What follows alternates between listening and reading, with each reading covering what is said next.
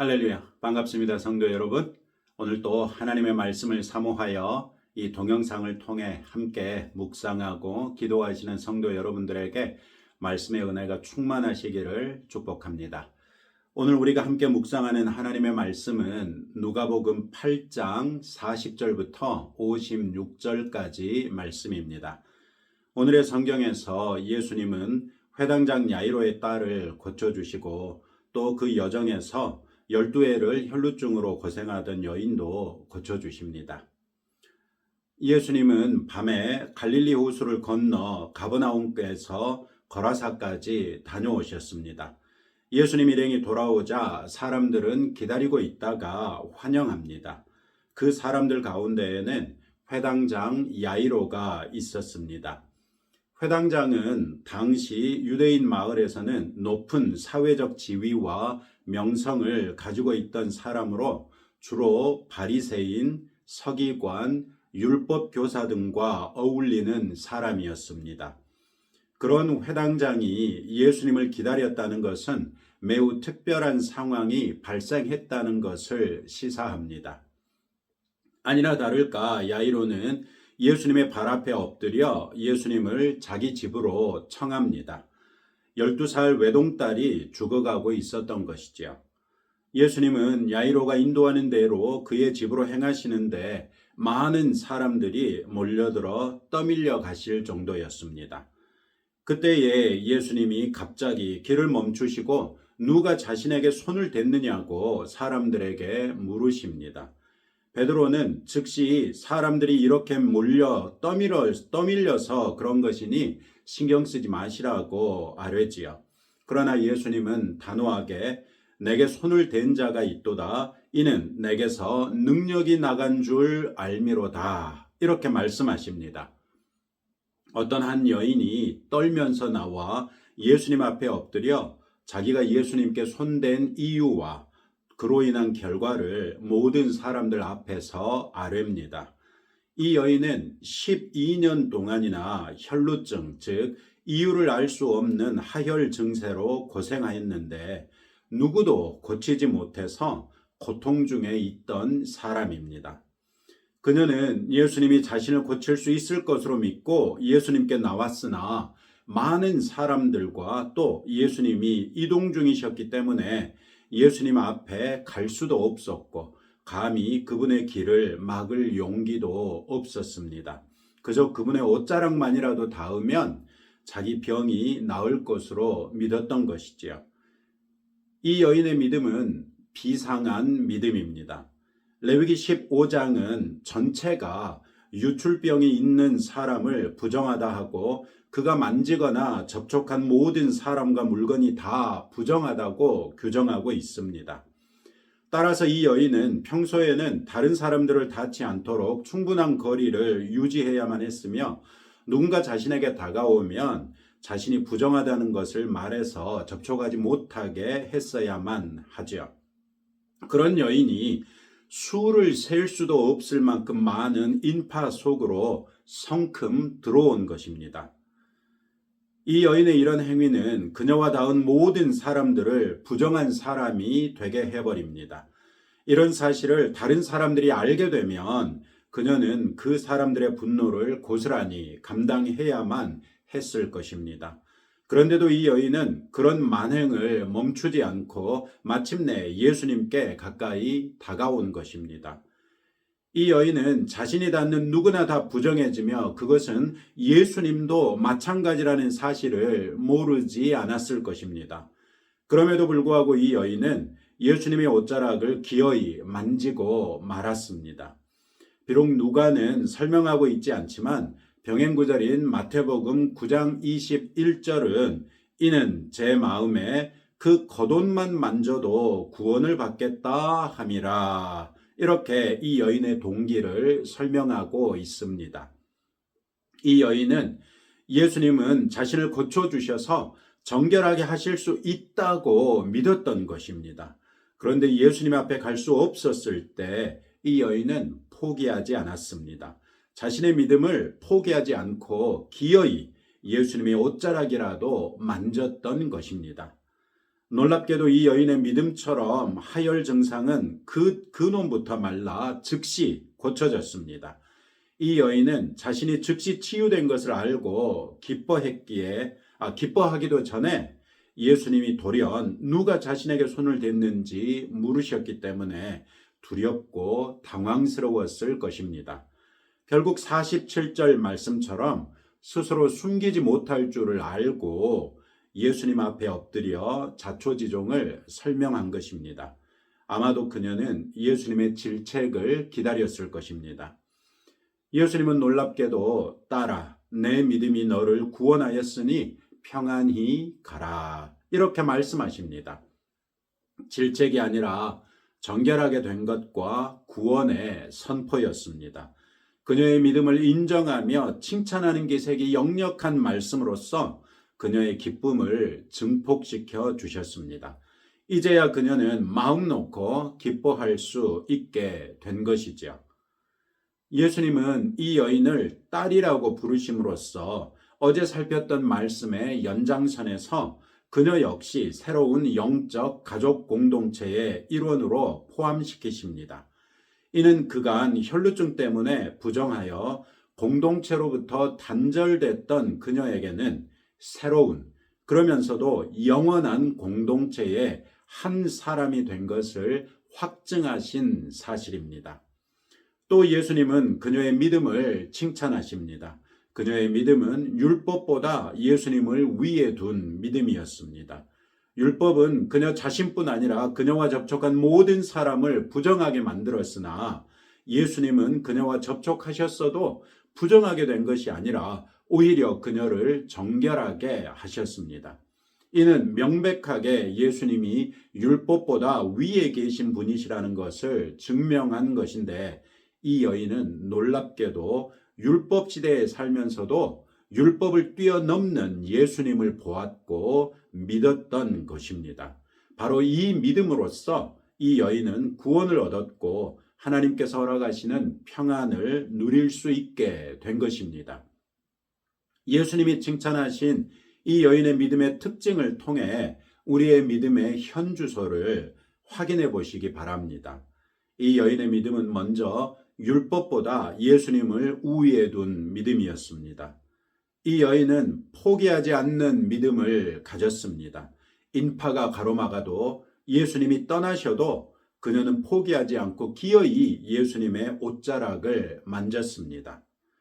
그런 면에서 이 여인의 믿음은 발상의 전환을 가져온 믿음이었습니다.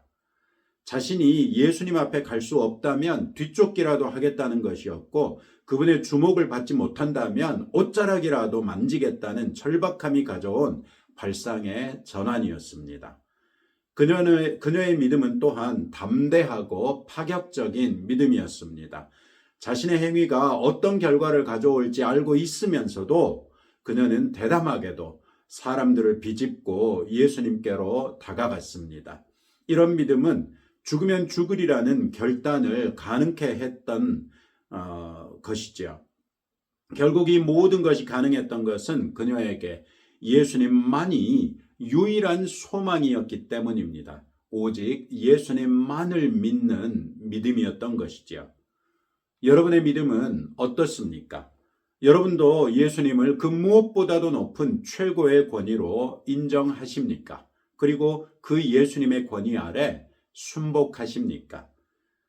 여러분도 끝까지 포기하지 않는 믿음을 가지셨습니까? 여러분도 믿음 때문에 발상의 전환을 경험하신 적 있습니까? 여러분도 믿음 때문에 대담하고 파격적인 일이라도 주저없이 할 수 있겠습니까? 오직 예수님 한 분만을 의지하는 절박함이 여러분의 믿음에도 있습니까? 예수님과 이 여인이 대화하는 동안 야이로의 마음은 어땠겠습니까? 자기 집으로 가는 시간이 지체되는 것은 안타깝지만 그래도 예수님의 옷자락만 닿았을 뿐인데도 무려 12년이나 계속된 혈루증이 근원부터 말라 치유됐다면 자기 딸도 고쳐주실 수 있는 가능성이 그만큼 높아지는 것 아니겠습니까?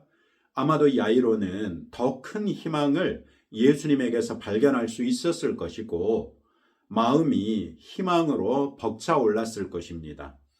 이제 예수님이 집에만 가시면 되는 것 아니겠습니까? 그런데 앞불사 청천벽력의 소식이 들려옵니다. 자기의 꽃다운 12살 어린 딸이 죽었다는 것입니다. 그러니 예수님을 더 이상 귀찮게 하지 말라는 것입니다. 이제 이때 야이로의 마음은 어땠을까요?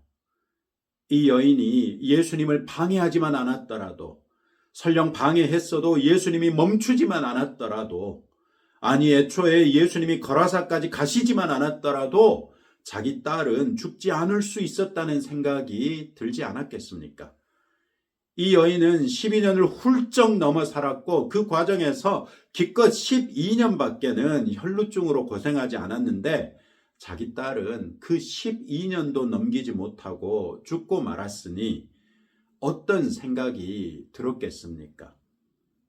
방금까지 가졌던 희망은 순식간에 흔적조차 없이 사라져버리고 그 자리에 깊은 슬픔과 원망이 채우지 않았겠습니까?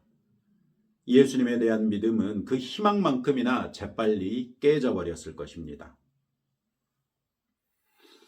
야이로의 그런 마음을 아시는지 모르시는지 예수님은 그에게 두려워하지 말고 믿기만 하라. 그리하면 딸이 구원을 얻으리라. 이렇게 말씀하십니다. 이때 믿음은 무슨 믿음을 말씀하시는 것이었겠습니까? 회당장이로 돼 자기 친구들의 눈총을 뒤로하고 예수님께 나와 그분 앞에 엎드릴 수 있었던 믿음을 말씀하시는 것이겠죠. 그는 회당장으로서 철저하게 율법주의 틀 속에 살던 사람이었습니다. 그러나 율법의 틀에서 해결되지 않던 문제를 예수님께서 해결할 수 있다고 믿었던 것이죠. 즉 예수님이 율법보다 큰 분이시라는 것을 인식하지 못하는 사이에 믿고 있었던 것입니다. 그의 믿음은 신학체계를 뛰어넘는 믿음이었습니다. 야이로의 믿음은 그렇게 자기의 체면조차도 내려놓는 자기 부인의 믿음이었고 회당장으로서는 파격적이고 대담한 믿음이었으며 오직 예수님만을 의지하는 믿음이었습니다. 결과적으로 회당장 야이로는 혈루증을 앓던 여인의 믿음과 동일한 믿음을 가지고 있었던 것이죠. 예수님은 야이로의 딸이 이미 죽어버렸는데도 그 믿음을 견지할 것을 말씀하신 것입니다. 그리하면 그 딸이 구원을 얻을 것이라고 말씀하시죠. 우리는 예수님이 혈루증을 앓던 여인에게도 그녀의 믿음이 그녀를 구원했다고 말씀하신 것을 기억해야 합니다.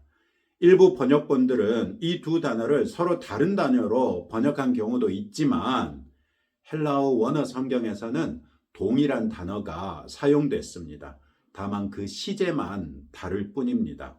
여인은 이미 낳았기 때문에 완료 시제로 쓰였고 소녀에게는 장차 이루어질 일이기 때문에 미래 시제가 사용됐습니다. 동일한 단어를 사용하심으로써 예수님은 여인을 고치신 것처럼 딸도 고치실 수 있다는 믿음을 야이로에게 다시 한번 확인시키신 것입니다. 야이로가 예수님의 이 말씀을 믿었는지는 모르겠습니다. 적어도 성경은 다른 병영 구절들에서도 야이로가 예수님이 자기 집으로 오시는 것을 만류했다는 기록은 등장하지 않습니다. 최소한 야이로는 예수님이 하고자 하시는 대로 내버려 두었던 것은 확실합니다. 예수님은 그 집에 도착하셔서 아이의 부모와 베드로, 요한, 야고보 등 세 제자만을 데리고 들어가십니다. 다른 사람들은 들어오지 못하게 하셨습니다. 들어가셔서는 딸의 죽음에 슬퍼하며 장례를 준비하던 사람들을 꾸짖어 울지 말라, 죽은 것이 아니라 잔다, 이렇게 말씀하십니다. 어찌 사람의 죽음을 가볍게 처리할 수 있겠습니까? 사람들은 소녀의 죽음을 여러 차례에 걸쳐서 확실하게 확인했을 것입니다. 그렇기 때문에 그리 말씀하시는 예수님을 비웃었던 것이죠. 이에 아랑곳 않고 예수님은 죽은 소녀의 손을 잡고 아이야 일어나라 말씀하시고 죽었던 소녀는 일어납니다. 현장은 아마도 순식간에 잠잠해지고 움직이는 사람조차도 없었을 것입니다. 어쩌면 숨조차도 멎고 말았을지 모를 일이죠. 그때 예수님의 다른 말씀이 들립니다. 먹을 것을 주라. 56절은 그 부모가 놀랐다고 하는데 어찌 놀라지 않을 수 있었겠습니까? 예수님은 믿음이 질병을 고칠 뿐만 아니라 죽은 자도 되살릴 수 있다는 것을 보여주셨습니다. 여인과 야이로의 믿음이 둘 다 율법보다도 예수님을 우위에 둔 믿음이었기 때문에 율법으로는 불가능한 일들이 예수님의 말씀으로는 이루어진 것을 보여주셨습니다. 예수님은 이로써 자신이 율법보다 큰 분이시라는 것을 보여주신 것이죠. 그리고 율법보다 큰 분의 능력을 경험하기 위해서는 사람들에게 믿음을 보기를 원하셨습니다. 이는 예수님이 갈릴리 호수를 건너실 때 호들갑 떨었던 제자들에게 너희의 믿음이 어디 있느냐 이렇게 책망하셨던 것을 상기시켜 줍니다. 예수님은 이처럼 좋은 땅에 뿌려진 하나님의 말씀이 자랄 수 있도록 유일한 비결로 믿음을 강조하신 것입니다. 여러분에게도 이 믿음이 있습니까? 그래서 여러분의 심령에서 하나님의 말씀은 뿌리를 내리고 줄기를 세우며 가지를 뻗고 잎사귀가 나며 열매가 맺히고 있습니까? 오늘 여러분이 주님 앞에 제시할 수 있는 여러분의 믿음의 열매는 무엇입니까? 오늘 또 이 말씀을 붙들고 다음과 같이 함께 기도하겠습니다. 우리도 오직 믿음으로 살게 결단하시고 그렇게 살 수 있도록 기도하십시다.